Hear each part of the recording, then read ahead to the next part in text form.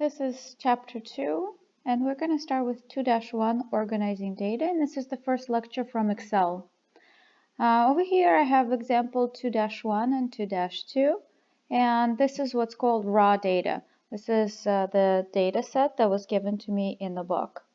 So step 1 in your data organization is data entry. So you need to have those in columns.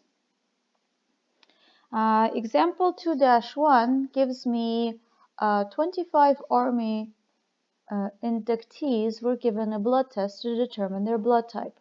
The data set is given. What we need to do is we need to construct the frequency distribution for the data. The same thing happens with the 2-2.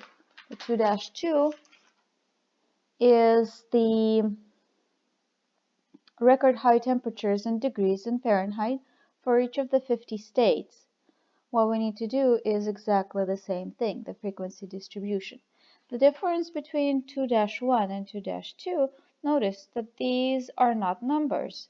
If these are not numbers, this is a definition word, we're going to call this a categorical distribution because it doesn't have any numbers. This one is numeric distribution. So the categorical distribution, it is much simpler to organize a frequency distribution because your classes are your categories. So you have type A, type B, type O, and type AB. What you want to do is you want to create the second one, the second column, which is your frequency. In order for you to utilize the tools given to you by Excel, you're going to highlight the data set, go over to the top right corner where it says A through Z, sort and filter, and you're going to sort from A to Z. It's going to ask you to expand the selection because what it thinks is that A and 112 are connected. So you're going to say no, continue with the current selection only, and sorts. It's going to sort this. What this will do is it'll give you an easier way to count the frequency. The frequency is how many things you have. 1, 2, 3, 4, 5. So I have 5. Type B, that's right here. 1, 2, 3, 4, 5, 6, 7. Type O is this one.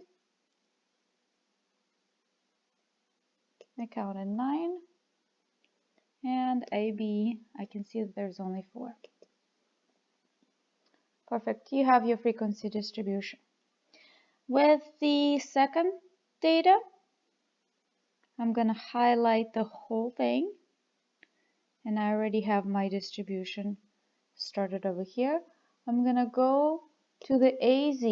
I'm going to sort from smallest to largest. So Excel recognizes whether you have a categorical data that can be organized on alphabetical order, or you have a numeric data, smallest to largest. Again, continue with the current selection. I don't want to mix the two. And in order for you to construct your classes and your frequency distribution, you need to find the minimum in your data, and if you scroll all the way down, the maximum. The class limits, this is one of the definitions, has a lower limit and an upper limit. The one that's on the left is called the lower limit, so all of these are lower limits. All of these are called upper limits. The way we construct our classes, it is your choice in how many classes your distribution has. So in this case, we chose the number 7 because it will evenly divide over. If I have 35 divided by 7, I have 5 as the width of each of my class. So that's the next vocabulary word. A width of the class, you take the lower limit and subtract a previous lower limit. So 105 minus 100 will give you 5 as the width of the class.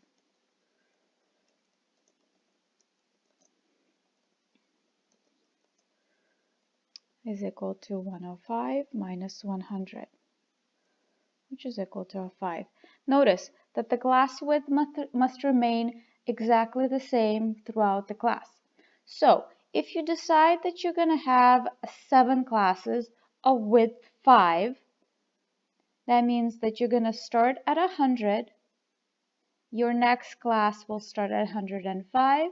The next class will start at 110, all the way through 130.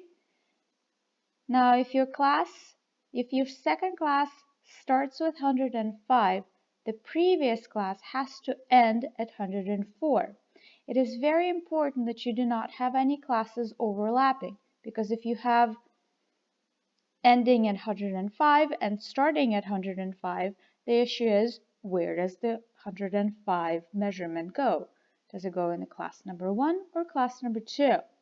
So we avoid that by having integers. All of our data is integers, all of this is integers, so there's nothing in between. Except there is something in between. The something in between is called a class boundary. Now, before 100, there is a class boundary that comes before it, and there is a class boundary that comes after it.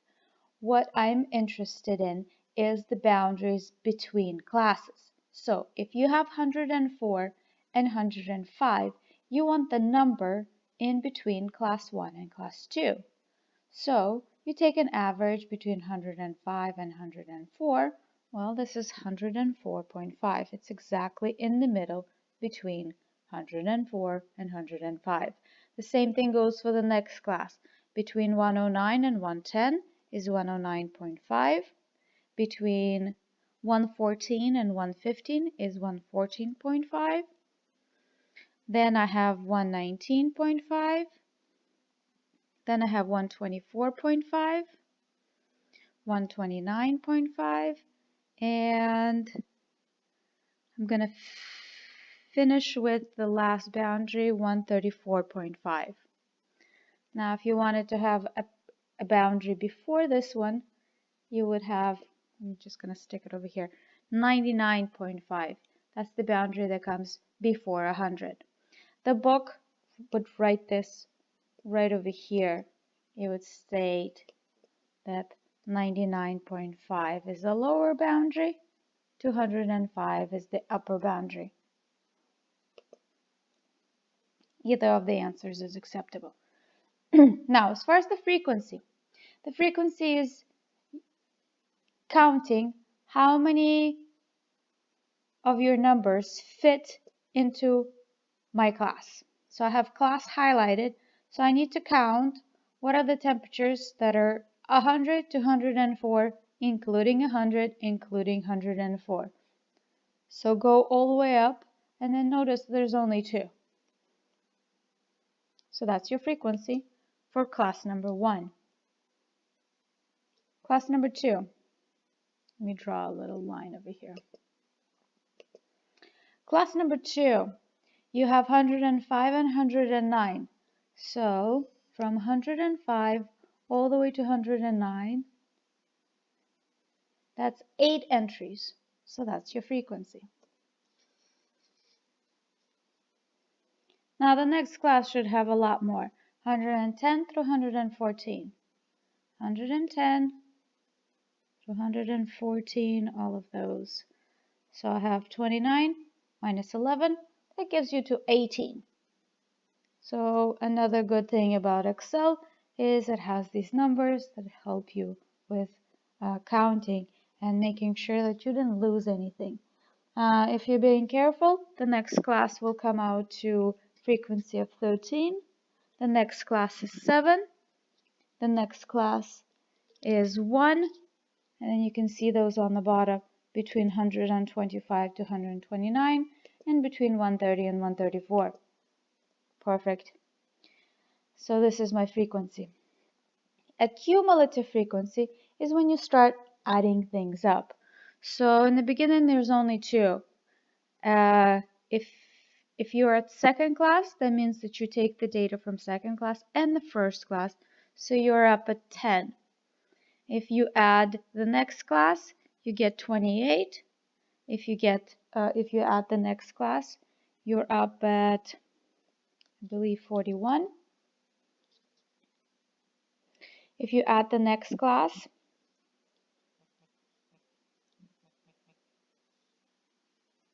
you get 48. One more is 49, and the last one is 50. Now this 50, if you go back to the problem where it states that we are talking about 50 states, United States, this number should match up. Otherwise, you know something went wrong. And I believe this is it for 2-1.